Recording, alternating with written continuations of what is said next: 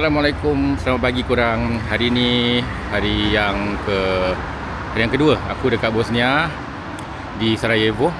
Tapi pada hari ni aku punya plan ataupun itinerary aku adalah ke Srebrenica dan join tour group lah, through tak tahu lah group ke apa ke, individual ke private, but it's a tour pertaining peperangan Bosnia pada yang telah berlaku pada tahun 1992 hingga 95. So stay tuned. Our mission and Canadian Dutch battalion was available at the full strength, 600 soldiers. Right. So that's why they decided to replace them, and Dutch battalion was deployed in February of 1994. Right. Since they were larger, basically verbally they will say this is not acceptable immediately, all kind of things. Basically nothing was done, and then since there was no reaction by the UN or international community, then elements of those troops on the 6th of July 1995 early morning, they occupied 4 of those observation posts that were controlled by the Dutch soldiers. Dutch soldiers, they gave no resistance, they simply ran away, leaving behind even some weapons, 2 vehicles, which is very important. Later on I'll explain you why. Some weapons and uniforms. They simply ran away. They just fled back to their HQ in Potocari. That is so embarrassing. At that point, we here believed that actually Serb forces were testing UN and international community. They wanted to see if any actions would be done, because now this is direct violation of the UN Safe Zone Agreement. Yeah, absolutely. You'd almost expect so this is now because they now entered the safe zone. This is direct violation of all of that. Apart again from the verbal condemnation by the UN and the international community, demanding them immediately, you must withdraw yourself. You should give those observation posts back to the Dutch. Obviously, that's not going to work, is it? Like, obviously. They were stationed there for 4 days, basically just they wanted to see what would happen. Yeah.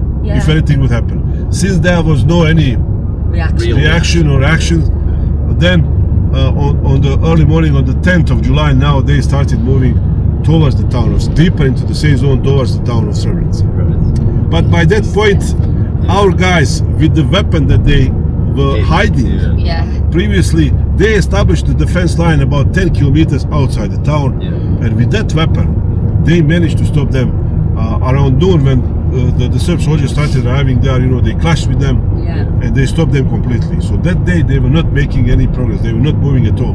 The heavy clashes were going on, but they were not moving at all. They were completely stopped. But still, such obviously a huge loss of life when you'd been promised protection. On the 10th of July 1995, a commanding officer of the Dutch battalion, Colonel Karmans, he came to town. Right. That was the first and only time that he actually came to the town.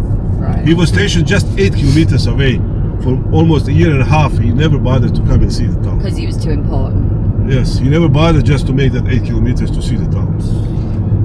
So that tells you which kind of person he is and which kind of the officer he is. At least he should come to see his soldiers there that were stationed You should come and see your soldiers, and you should come and see what you're doing there. Yes. What the point Yes, is. exactly. Like, what was the terrain and all that. So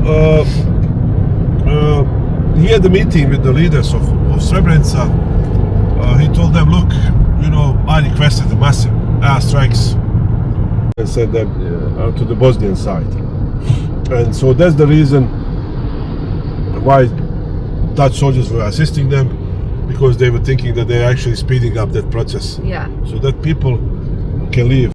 You can see there is a Muslim cemetery there.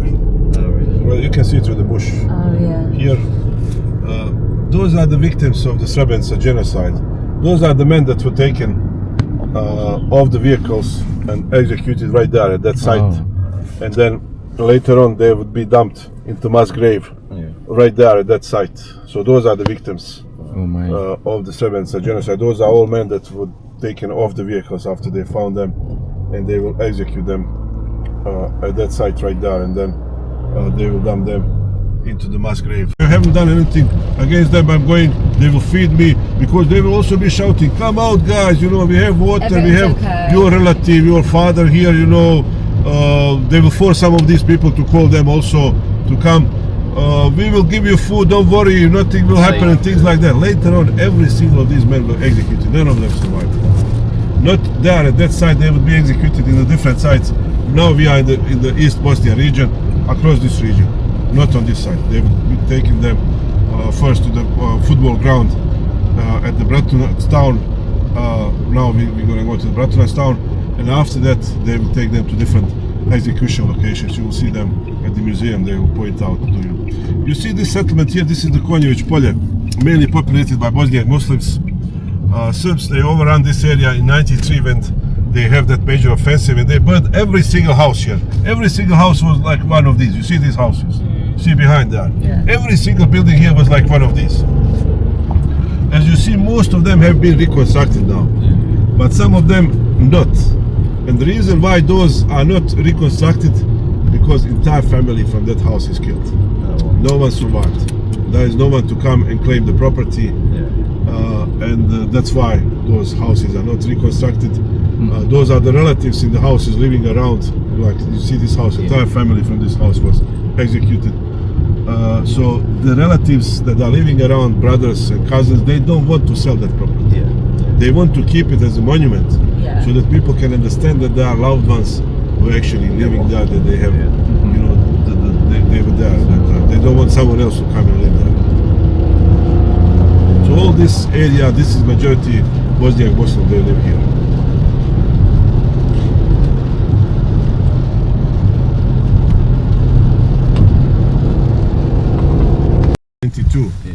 That's the day when the Serb forces overran this area, and they brought all. You see the names of the people there. They brought all the people that they found in the houses here, and they executed them right here in the yard of the mosque, and then they burned down this mosque completely. So you see the names and you see the year of birth. All of them have been killed on the 9th of May 1992. It's all the same surnames, isn't it? It's a Yes. massive family. Yes, that's from the same families. Jeez. So this mosque is reconstructed. This is rebuilt. This was completely burned down. Even after they burned down, they used explosives to destroy the walls and everything.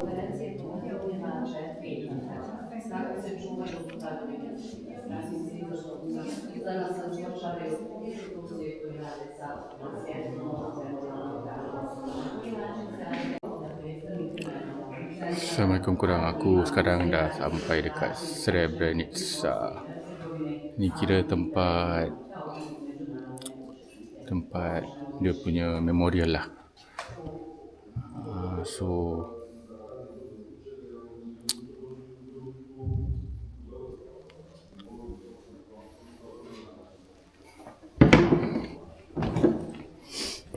inilah tempat dia punya memorial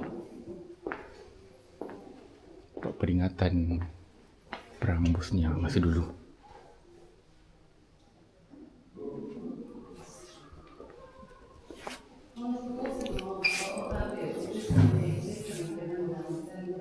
Masa on the way daripada Sarajevo ke sini, masa dalam 2 jam.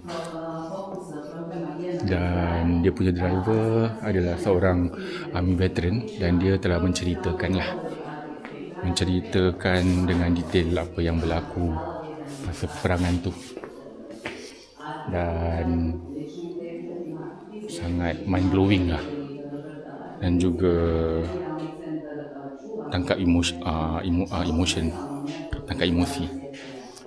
So yang korang yang berhati tisu mungkin akan tak kuat lah kan.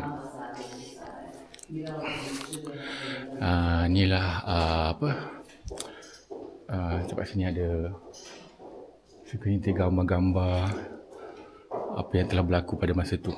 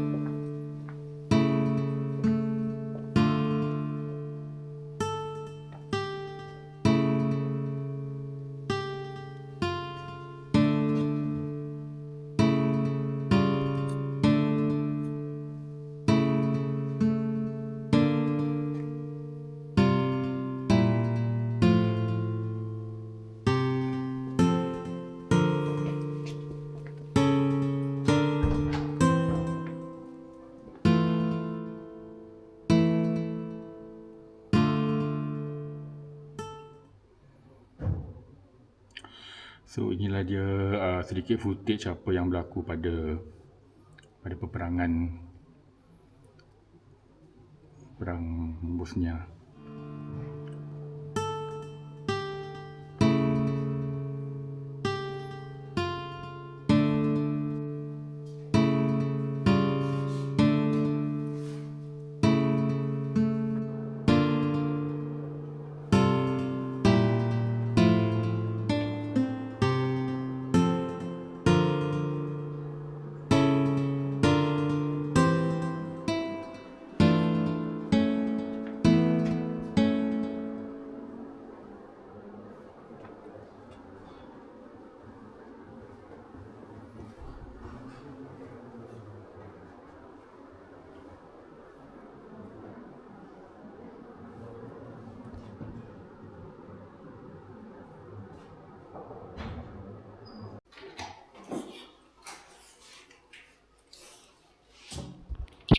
Dan di galeri ini juga dilengkapi dengan TV-TV monitor yang diisi dengan klip-klip video yang telah dirakam pada masa itu.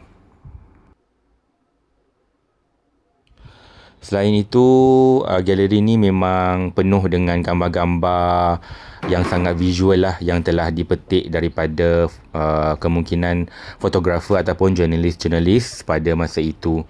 Dan gambar-gambar yang dipaparkan sangatlah emosional dan sangat memilukan lah.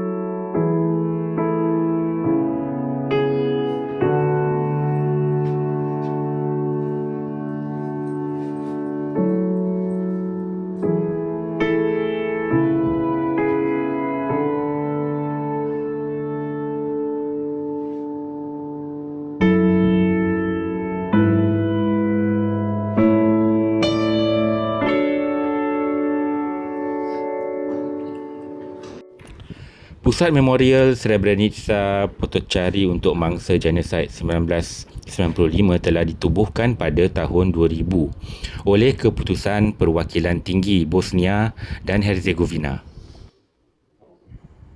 Tempat ini adalah untuk peringatan mangsa pembunuhan beramai-ramai di Srebrenica.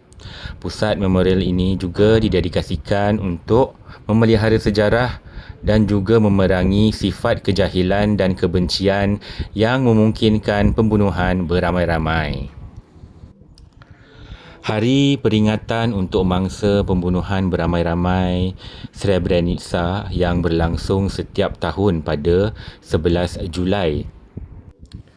Peringatan ini termasuk program aktiviti dan acara selama seminggu yang direka untuk melibatkan masyarakat tempatan, kebangsaan dan juga antarabangsa dalam menghormati mangsa pembunuhan beramai-ramai di Srebrenica.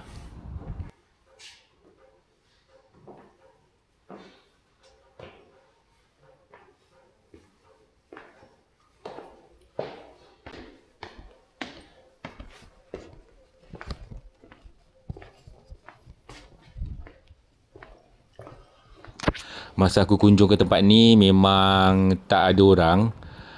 Bukan tak ada orang langsung, tapi ni adalah off-peak season. Tak ramai turis yang datang.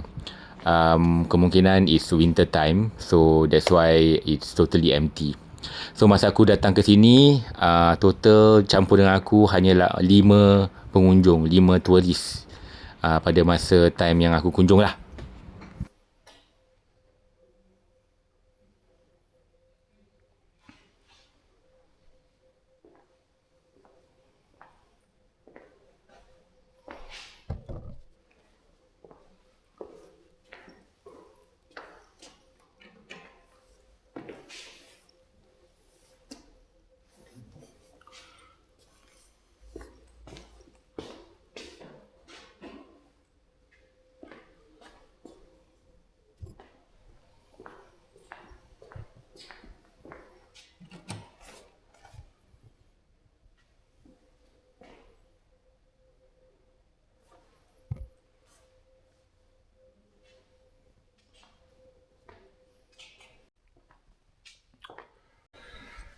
Kurang. Aku nak share sikit. Tadi masa kat dalam kereta on the way daripada Sarajevo to kat sini, Srebrenica. Ni kira memorial center lah untuk peperangan Bosnia yang terjadi pada tahun 1992 sehingga 1995. Dia ceritakan kat kita orang, kat akulah dan lagi dua turis daripada Britain yang abang ipar dia was almost killed, hampir dibunuh oleh tentera Serb pada masa tu. Dia ceritakan yang abang ipar dia telah sembunyi di dalam hutan di atas bukit, sembunyi dengan beberapa orang, dikatakan dalam 20 ke 30 orang. Dan dalam 20-30 orang tu cuma 3 orang je. 3 orang campur inklusif abang ipar dia lah yang selamat daripada pembunuhan beramai-ramai tentera Serb. So bila dengar cerita-cerita in detail daripada driver aku, siapa nama dia? Driver aku nama dia Mr. Adis. So Mr. Adis ni dia seorang berbangsa Bosnia lah, Bosniak, beragama Islam. So dia ceritakanlah tadi dekat dalam kereta in detail apa yang dia experience pada masa tu.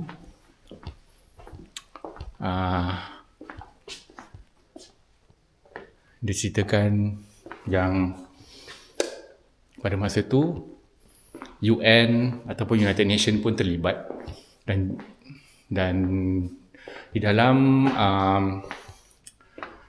United Nations tu kebanyakannya adalah tentera Belanda dan mengikut cerita beliau, tentera Belanda tu ataupun United Nations kira setakat peacekeeper je, dan mereka sebenarnya tak begitu berguna.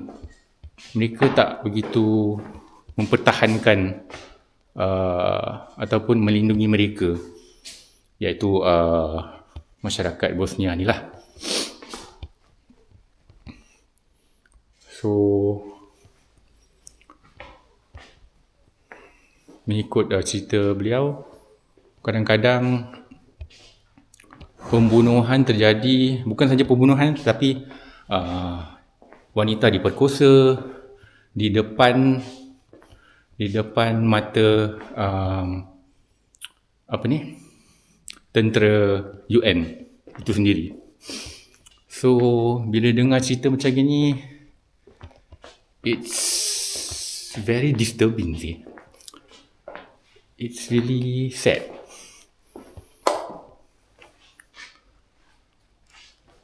Sad dan juga mind blowing.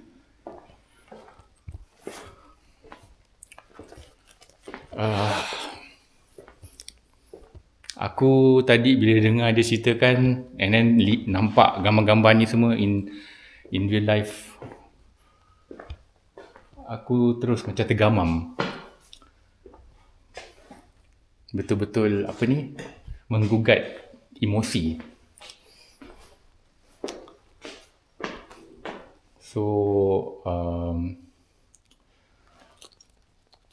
dia pun pernah ada ceritakan kat aku yang ada segregation ataupun perpisahan antara wanita dan juga lelaki daripada umur 40 tahun ke atas.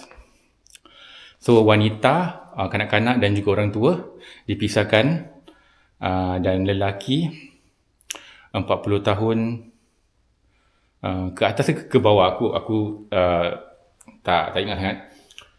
So kebanyakan daripada lelaki akan dibunuh beramai-ramai, dan mengikut cerita Adis. Jadi ada lelaki remaja sanggup menukar berpakaian wanita semata-mata untuk lepas daripada pembunuhan beramai-ramai itu. Dan wah, it's really betul-betul menggugat aku punya emotion. Aku tak boleh brain tak boleh brain lah macam mana manusia boleh jadi sekejam itu. Dibunuh beramai-ramai, diperkosa hanya untuk kepentingan diri dan juga nafsu-nafsi yang tak pernah kenal erti puas.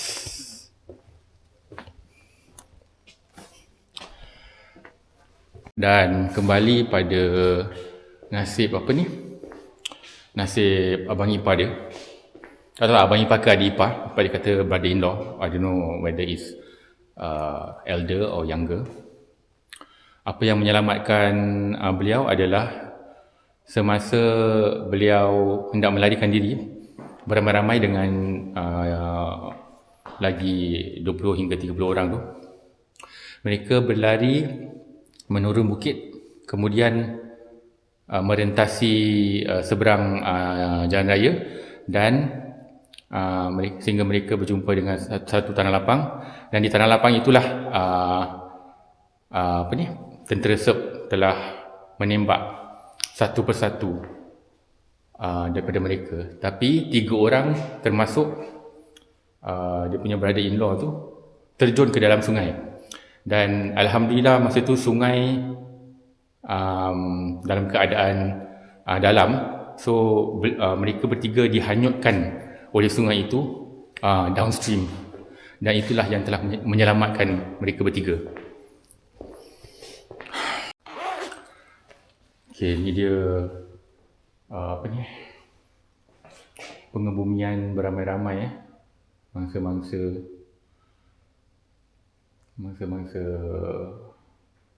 puak Bosnia Muslim. Dan majoritinya adalah kaum lelaki. Okay korang, thank you for watching. This is part 1 of the video. Stay tuned for part 2. Don't forget to like, share and subscribe my channel. Okay, Assalamualaikum.